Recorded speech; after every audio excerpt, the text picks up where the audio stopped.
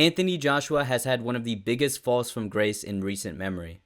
So how did he get here? So I apologize, this video is probably long overdue, but I wanted to explore how Anthony Joshua went from this, stay hungry, stay humble. I'm hungry, I'm humble in defeat, to this. fuck that shit. Good boxing has to win. You show your height.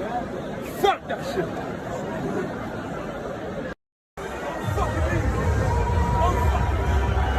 It's crazy to think Anthony Joshua used to say stuff like, "I'm humble in defeat and I'm going to stay humble in victory," and quotes such as, "Never let success get to your head and never let your failures get to your heart." So how did somebody known for those quotes and having good character and also being humble lose all of that reputation all in one night?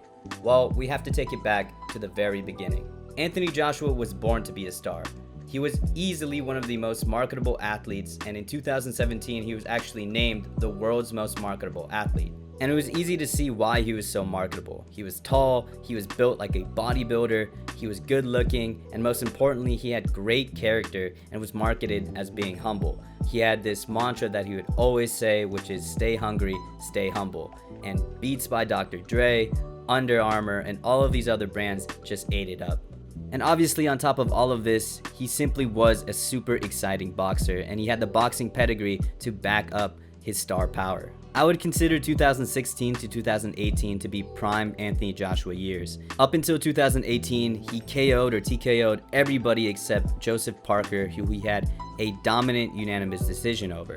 One of the biggest highlights in these prime years, and probably Anthony Joshua's crown jewel of his entire career, is when he knocked out Vladimir Klitschko in a very exciting fight. It was such a big fight for a lot of reasons, but mostly because Anthony Joshua was able to change the guard basically of the heavyweight division, and this basically signaled the end of Vladimir Klitschko's reign over the heavyweight division, and hopefully would signal Anthony Joshua's reign over the division and also propel him to even more stardom. And yes, technically Tyson Fury beat Klitschko 2 years prior, but I don't really want to talk about that fight. I would say when Anthony Joshua took out Vladimir Klitschko with that awesome uppercut, that was when the Klitschko reign truly ended. But anyways, during these prime years, he also delivered a brutal beatdown on Dominic Breazeale.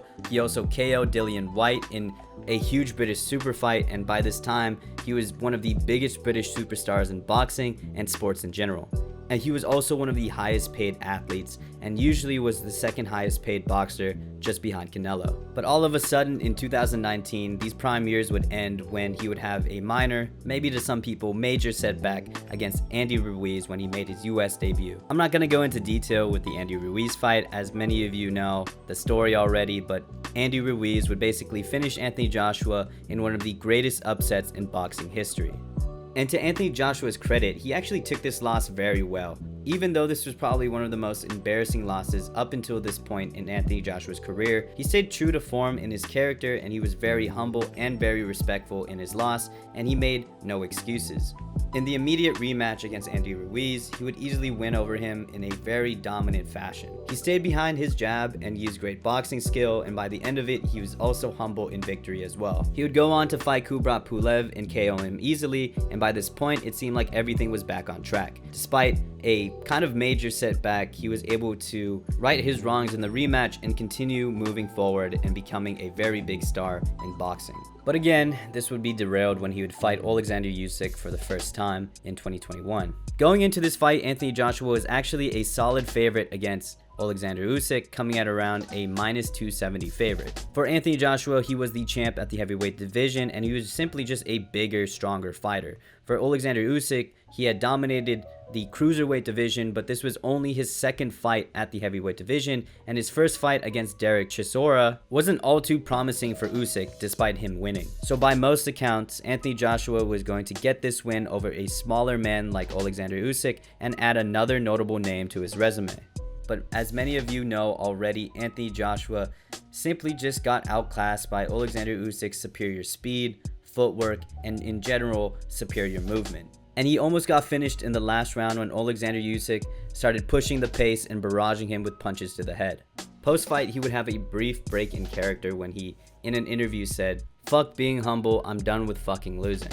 Now, this didn't break a lot of headlines because it was a minor break in character, and he was obviously just frustrated in his second loss. But maybe looking back now, this may have been a foreshadow for what was to come. In his rematch against Alexander Usyk, he actually put up, in my opinion, a better performance and had a great 9th round where he repeatedly landed on Usyk with really hard shots. But this performance would still fall short, as Alexander Usyk would still be much too fast for Anthony Joshua and landed so well and so precise. And by the end of the fight, Alexander Usyk would get his split decision over Anthony Joshua, and this is where tragedy would strike. So right after the decision, Anthony Joshua, in typical fashion, would congratulate Alexander Usyk, but for some reason would take his belts. He would take these belts to the front of the ring, lift them up, and start shouting at the crowd, and out of nowhere threw these belts on the ground. And I think at this point, this is where Anthony Joshua lost his mind. He started cussing out people in the Usyk corner and also some of the people in his own corner, and he was about to walk away out of the whole arena entirely towards his locker room, but then he started getting into it with people in the crowd and other people trying to go up to him, and all of a sudden he got really angry and walked right back to the ring. He met up with Usyk again, who tried to console him, telling him he was a very strong man, but Anthony Joshua didn't want to hear any of it. He immediately asked for a mic and would start one of the weirdest and lowest moments in his career. He started off with the beginning of his career for some reason, and he talked about how he almost got in prison but found boxing, and through boxing he was able to achieve a lot of success in his life. He also tried to talk about the war in Ukraine but admitted that he didn't know anything about Ukraine. Halfway through, he kind of reminds the crowd that Usyk got a really good win over him and tries to do this weird hip hip hooray for him. I don't know, the whole thing was really painful to watch. But besides this moment being very cringy and painful to watch, this took away a great moment from Alexander Usyk, and he basically made the fight about himself instead of congratulating Usyk and letting him shine in his win. I think this comment perfectly describes what happened. I've never seen somebody in a loss take the mic and start a whole monologue and basically make the post-fight about himself. As you may imagine, the reaction to this meltdown was not great for Anthony Joshua.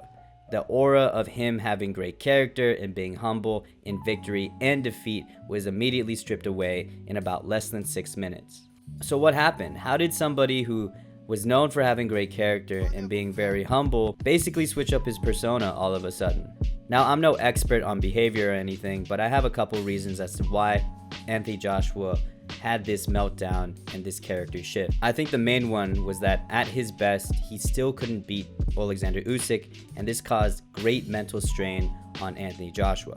I think he was going into this rematch thinking it would be very similar to the Andy Ruiz rematch, in which he would be able to bounce back from that loss. But unfortunately, it wouldn't work out for Anthony Joshua in this rematch, and you just have to imagine getting beat by a guy that already beat you in a fight that you were supposed to beat him, and trying your absolute hardest and still getting beat by the same guy. I also think this stay hungry, stay humble thing is very easy to say when you're winning, and it's very hard to follow up when you're losing. I think up until this point, even after the Andy Ruiz fight, he was built up to be a star. He really only knew winning. I think for Anthony Joshua, he kind of justified the Andy Ruiz loss as a fluke, as he was able to get that back in the rematch, but it was definitely different with Usyk, as he was not able to do it in the first fight, and even when he tried his hardest, he couldn't get it done in the second fight. But who knows? This is just an outsider looking in. Maybe something else contributed to this meltdown, but this still remains one of the weirdest moments I've ever seen live in boxing. So what do you guys think about the Anthony Joshua meltdown and the future of his career? I still want him to fight Deontay Wilder because I've been hyping that fight up since like 2018. But yeah, thank you for the support on the last couple of videos, and I'll continue to upload weekly. Peace.